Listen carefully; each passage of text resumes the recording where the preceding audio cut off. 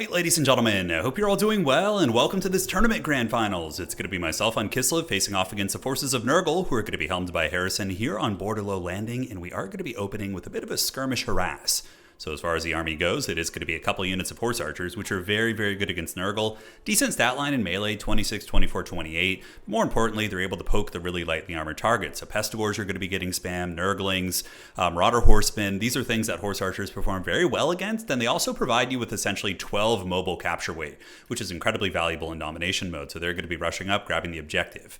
On the backfield, it's going to be a couple heavy chariots, so even though they did get nerfed relatively heavily in the most recent patch, I still think they're very good chariots. They do a ton of damage against infantry and do have some nice shooting out of the top to help deal with some of the bigger chaos targets. So for example, chaos lords, chaos, exalted heroes, whatever, they're going to be able to shoot them and hold their own.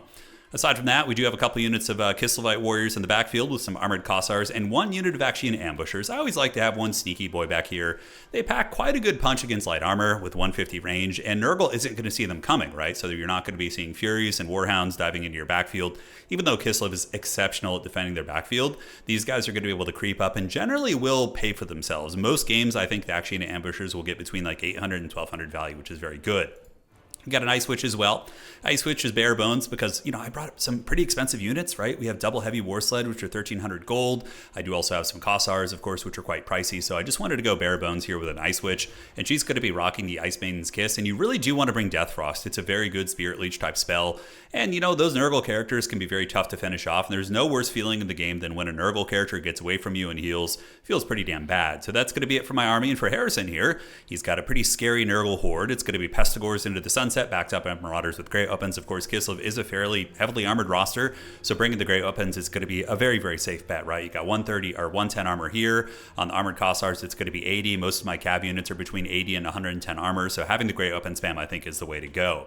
And yeah, pretty much it. Just a lot of Marauders with great weapons and Pestigors, and the double Exalted Hero. These guys are an absolute menace. My opponent did bring them on the Rot Beasts. So Rot Beasts give them poison attacks. I think they already had poison attacks actually, but yeah, just makes them way stronger. Gives them a nice stat line increase, and they're able to punch really, really above their pay grade. And the Lord is going to be a spell spammer, so he's going to be spamming the Miasma Pestilence and Stream of Corruption. And what that's going to be doing is triggering the Lore passive and healing his entire army, including his character. So it's not quite as good at like healing your characters in a pinch, but it does give you a huge value train over the course of your entire army there.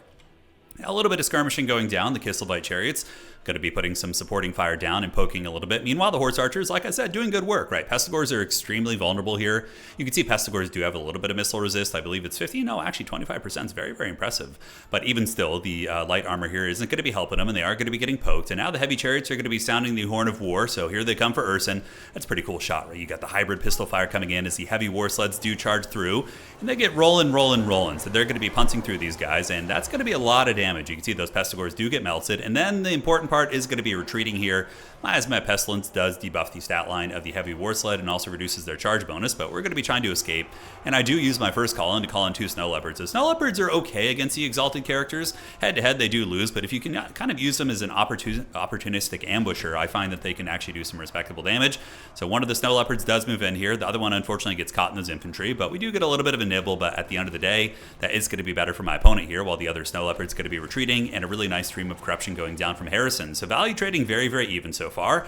His first call in here is going to be the very expensive Angels of Decay, which are one of the better answers Nurgle has against anything big like Chariots and Cavalry. These things are great because they can honestly fight Winged Lancers and Griffin Legion in the melee very effectively, and they can nuke heavy war sleds using their Unholy Hand Grenades. So Ice Maiden's Kiss going down right there, right down the pipe of those Pestigors, and the big Chariots were able to get away, which felt nice. There's going to be a Miasma Pestilence going down once again just to debuff and heal my opponent's army here, but the Chariots do come in the side with the dreaded Winged Lancers. The big heavy shot cav have arrived to reinforce the bears. They were able to plow over that Marauder with great weapons. So my game plan in this game was more so to deal with all of his infantry and kind of ignore his characters. Not ignore them, but they're kind of a secondary objective because I know it's going to come down to a capture weight game against Nurgle. So I wanted to just plow over all his capture weight and try and wrestle the objectives. As it currently stands, I do have one Kislevite warrior in my back point here, and we do also have the Attrition ambushers just poking away. And you can see they've gotten a Pestigor very, very low. Very scary situation here. The two Exalted Heroes do manage to catch my Lord and do a lot of damage there, but the Snow Leopard is going to be valiantly defending, nibbling and applying the Frostbite to the Exalted Hero. Speed down to 53 right there. Unfortunately, the other cats are a little bit out of the way here, although they do get some really good damage against the Chaos Sorcerer, and this is a summoned one, so that is one of the summons that my Ice Witch does have. But the Heavy Chariots are doing great work. They're just running through these infantry units, doing a lot of damage with their hybrid shooting and chariot attacks. Winged Lancers coming in the flank, the Howling Wings as they get the big flank charge against these filthy heretics, and should be able to fold up the Marauders. Now, the big scary part of this matchup, in my experience, is you can usually fold up the lightly armored Nurgle infantry very easy. But what becomes incredibly hard are things like Chosen, Chaos Warriors with Great Opens, and I suspect that's what he's going to be calling in next. So yeah, you see the double Chaos Warrior Great Open, and I don't really have too many good answers for them, honestly, and that's going to be probably a big turning of the tide. As it currently stands, I would say the value is close to even, with me being at a slight advantage because of the Nurgle healing, but maybe only like 100 value, give or take. But when the Chaos Warriors arrive, I really don't have good tools for dealing with them, but I do manage to steal the middle using that tactic of just clearing out his capture weight, using the heavy sleds to try and do that. But the Angels of Decay, they're floating over the top of this terrain piece here, being very difficult. Meanwhile, I do use my Horse Archers to put some focus fire on them, but they are able to juke me pretty well.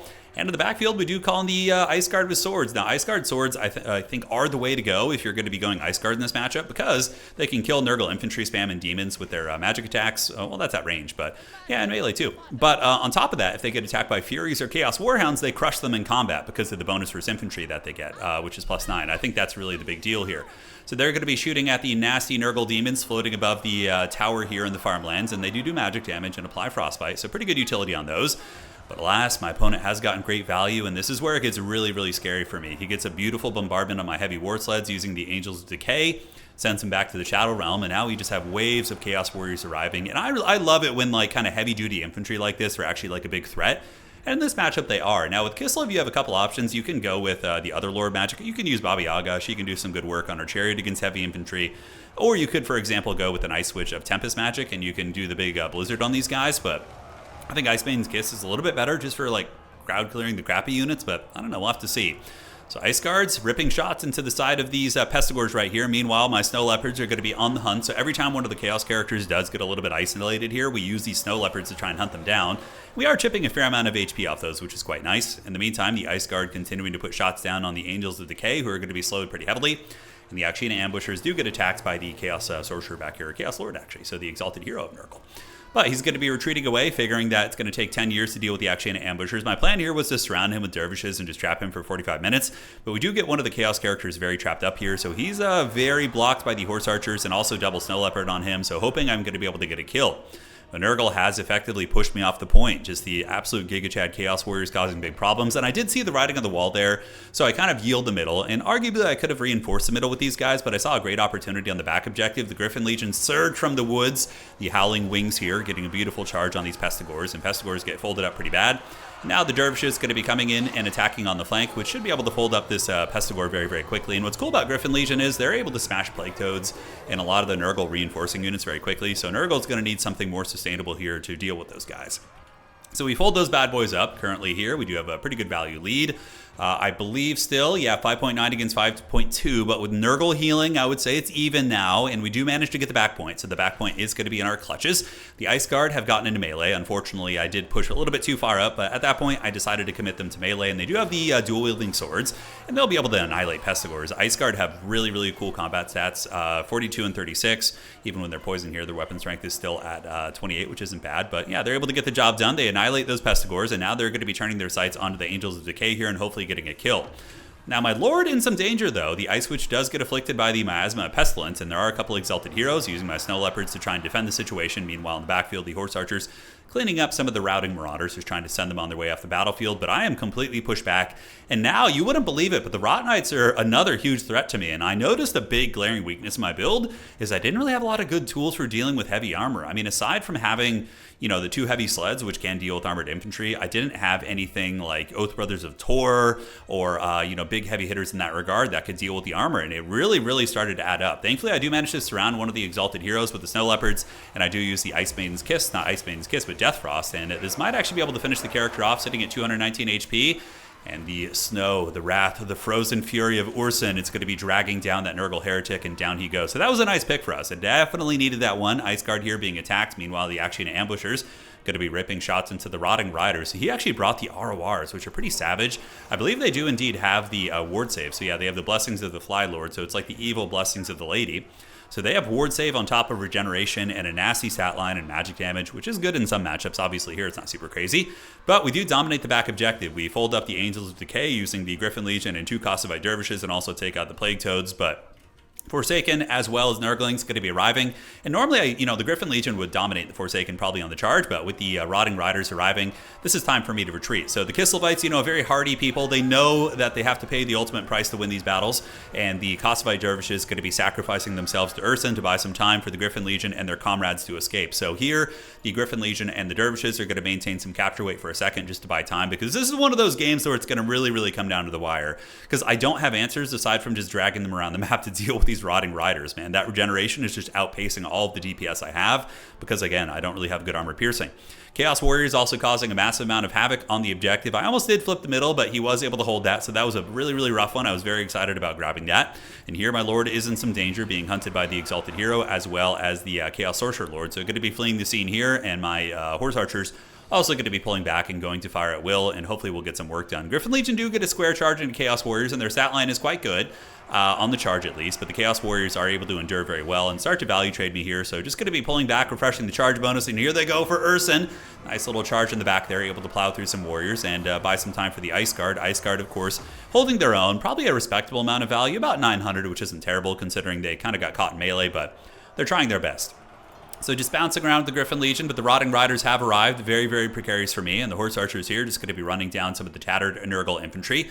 Meanwhile, on the backside, I do manage to camp in the woods, so the Kislev Dervishes and Griffin Legion just waiting for an opportunity here. So just kind of lurking in the shadows, waiting for him to leave that objective vulnerable again, at which point I will try and strike. Although we do get the capture weight in the middle, which is nice.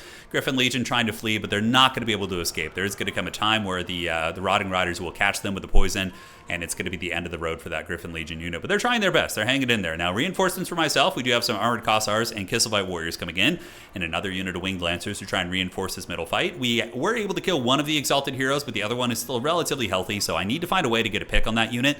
Unfortunately, both my Snow Leopards kind of got tossed in the trash can here, so we do have one Snow Leopard here. The other one's going to be trying to shatter off the map.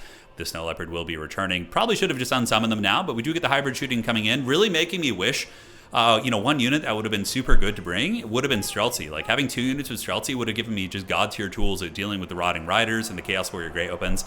So that's a big blunder, and certainly a lesson I'm going to be taking away. Harrison is one of our stronger Nurgle players in the community, so it's always a good educational lesson to play against his Nurgle, because you'll realize the weaknesses of your build pretty quickly playing against players of his caliber. So right here, we do see the Exalted Hero of Nurgle being hunted down by the Snow Leopard. So we do get a pick on the second one, which felt very, very good. The Winged Lancer's got a nice charge. The Mighty Polish Cavalry getting the job done, and 229 HP. And the Snow Leopard does get the KO right there, so down for the count. So as far as the points go, 926 against 901. Very, very close grand final game here. This was from a single faction tournament with a 3x3 ending. So during the main course of the tournament, I played the Empire, and then when I got to the grand finals, I ended up using the 3x3 system to get Kislev. So Kislev a very fair faction now, honestly. I think they have like a 50% win rate on the dot. They don't feel like oppressive to play against. They have some glaring weaknesses, but also have many of the strengths they used to have. So ultimately, I think that CA did do a pretty good job bouncing out old Kislev, which feels great because thematically, they've always been one of my favorite factions. So big cav charge here. The Winged Lancers swarming into the flank of the Chaos Warriors. So right now, we're just going to have to use brute force. Getting through this 100 armored Chaos Warrior unit really, really sucks. The Armored Kossars are going to be down trading really horribly here. So out of desperation, I do use the Death Frost and hoping that the glorious charge of the Winged Lancers on the side is going to be able to get it done. But yeah, very, very scary stuff. Horse Archers here are going to be charging into the Pestigors and getting a little bit of shock damage, nothing too crazy. In the meantime, the Plague Toads are crumbling down, and the Chad Kislevite Warriors, these guys do have good AP values, low combat stats, but over a grind, they can get some work done against armored units. So thankfully, the Kislevite Warriors are doing a good job here. But man, I have nothing for these Rotting Riders. They annihilated that Griffin Legion over there, and they didn't even lose a single model in that combat, and up to 1500 value right now. This is another awesome thing, right? The meta's in such a good place right now. We're seeing like Rot Knights doing well in matchups, and I love to see it, man. This is so cool. So the Rot Knight's going to be swarming across and getting a brutal charge into the Winged Lancers, at which point I try and retreat. So I pull the Winged Lancers up and through the Armored Kossars, hoping to maybe tar pit the Rotting Riders a little bit on the side. It looks like Nurgle is holding, so their Chaos Warrior and Pestigor line doing the work of the gods. On the backside, I do have a bit of an opportunity here. So we do have the Griffin Legion as well as the Kislev Dervishes going to be moving back out. So the Dervishes going to be charging into the Nurglings, and I believe at the last second I changed the charge order here. So we didn't see this coming as I pop out of the trees, and it is going to be a good amount of flank damage. So we do see the Forsaken getting pounded on their flank, and it is a fair amount of damage coming in, but Forsaken still do have 85 armor, so they're not, super weak against it. And it was a bit of a weird charge. Not all my models got in there, but the Griffin Legion probably would eventually win that if the Nurglings weren't there. So that's very, very dodgy. Now, reinforcements, I believe I do have some Dervishes going up to reinforce, because I'm going to be trying to overwhelm that point, but we also do get some momentum in the middle. So the Winged Lancers breaking through that Pestigore position. Now they're going to be steamrolling the Plague Toads, and realizing I had no tools for dealing with armor, I do call out the Heavy War Sleds, and the Heavy War Sleds are starting to do some work. The guns on the top, these Streltsy mounted on the back, are going to be putting shots. Oh, how cool is that? Just like rolling through those units. I love War Wagon units. They're so awesome. Yeah, able to pick off a couple of the Rotting Riders, so now they're down to 32 models. Unfortunately, the Rotting Riders still just farming me. They're up to 2,300 value, which is insane. But, they're an expensive unit, and they should be performing this good. I love to see that. But we do get the objective, which is pretty big. So I'm down by quite a few points, right? This is very, very scary for me. I am down 1098 against 1223 right now. So I probably need to get a triple cap on this back point. So that's going to be the game plan. I do send some Kislev Dervishes over here. We managed to blob up the Nurglings and the Forsaken together. And this is just a god tier opportunity for me, because then we can get the Kislev Dervishes, come around the back, hammer into the Nurglings and the Forsaken, and easily steal that objective, right? My opponent does call in the Angels of Decay, which is a risky one here in the late game, right? Because you could see this is becoming a capture weight game, right? We're fighting over the objectives. The capture weight is really going to be everything. Value trading is like dead even. 13.3, 12.6 with his healing. This is a dead even game, right? So calling in Angels of Decay does give him a lot of killing power against the Heavy War Sleds, but on that same coin, it's also, 4 Nurgle infantry units worth of capture weight that could roll in and really, really just overwhelm the middle objective. But on that same coin, he does manage to instantly nuke my Heavy War Sled, which otherwise might have continued to farm him very heavily. So there's pros and cons to that, which is one of the cool things about Domination, is the tactical decision making of what units to call in. It really, really is a very, very interesting aspect of the game. But the mighty Kislev Cav, they're reforming the lines, just very, very Theoden-esque. They're reformed the lines, but they're not Mumakil coming. It's giant, disgusting Plague Toads. But overall, we just need to hold the line a little bit longer, as we do have a triple cap on our opponent, but we're definitely going to be losing the middle. So what we do is we get the Griffin Legion and the Dervishes to couch their lances and draw their sabers. They're going to be charging straight into the Battletoads here, plowing over a couple of those, while the Kislev Dervishes on the other side, fighting for Ursun, fighting for the land here, going to be getting around the back and rear charging in. We can see how quickly Plague Toads get folded up, right? I do also pull my Ice Switch back here to provide a little bit of utility, and these Dervishes will be rear charging into the Toads here in a second. Middle objective is a lost cause, so at this point, it is time to hold. I'm going to be heading to the back objective with Kislev Warriors, reforming the ranks here with my Kislev Dervishes, and heading over towards objective 3. And the Winged Lancers are also going to be reforming and trying to hold these damn Rot Riders at bay. Freaking 3,600 value on those. We had to deal with them with the blood of Ursun. This was an attrition fight against those Rotting Riders, and they still have a little bit of life to give. But on the back objective, we do manage to get it. Now we're going to be committing our Cav to his infantry to try and keep them from getting to the point. We do get a pretty brutal charge there. The Griffin Legion in tandem with the Mass Dervishes do get a beautiful one and do a lot of shock damage against the Marauders of Nurgle, who have very low melee defense at 27. I mean, for a great open unit, chaff, they do have good melee defense for Nurgle. But we just want to keep them off the objective for as long as possible. So 1403 against 1335. Middle objective is under the control of Nurgle, but the back objective very firmly in my control, and I do have some Kislev Warriors heading over there, and also some healthy Cav units that are able to control the battlefield. And finally, the Rotting Riders probably will be defeated by these Dervishes. It's just a numbers game at this point. The Rotting Riders, of course, are absolute raid bosses, but we are going to be able to drag them down. They have 170 HP. And they are going to pay the troll toll. So finally, we took down those Hell Beasts, man. They were an unholy nightmare. And on the backside objective, we do hold it just long enough, but he is not going to be able to get it back in time. Obviously, he's too far behind. He would have to triple cap me here. And ladies and gentlemen, that is going to be a tournament victory for Kislev. So quite a bit of fun. It was a really, really sweaty match. And man, I thought I was going to lose. It was funny. I was playing this game. I was in the room by myself, and I literally said out loud, like in the middle point of that game, I was like, "This is over. I've lost." Like I was thinking that to myself, but never say die, man. And that's the true Kislev attitude. You got to get in there, keep fighting, look for opportunities, and just make it happen. 2,000 value on one Heavy War Sled, pretty sweet. The other one got shut down pretty bad in the beginning by the Angels of Decay. And yeah, as we expected, Akshinas did fine. Ice Switch did okay. I think there's some elements of the build I would probably change. The Ice Guard 900 value, I think with better micro, if I hadn't been so aggressive pushing them up, I think they would have gotten a lot more. Griffin Legion were pretty strong. I'm a big enjoyer of them in this matchup because they're excellent at plowing over most Nurgle infantry, and the Snow Leopards certainly earned their cat food today. But yeah, what I would do in retrospect is I would probably cut the Ice Guard, and I would maybe cut, I don't know, you want all the mobility against Nurgle. So maybe cut the Ice Guard unit and maybe one Dervish unit and get double Streltsy. And from there, you're going to be way better off, right? I would also probably change my magic to bring Lore of Tempest. I would bring the Hailstorm and the Blizzard spell, just because the heavy armor was killing me, man. If I had any sort of like Hailstorm, 4,000 value on these guys, man.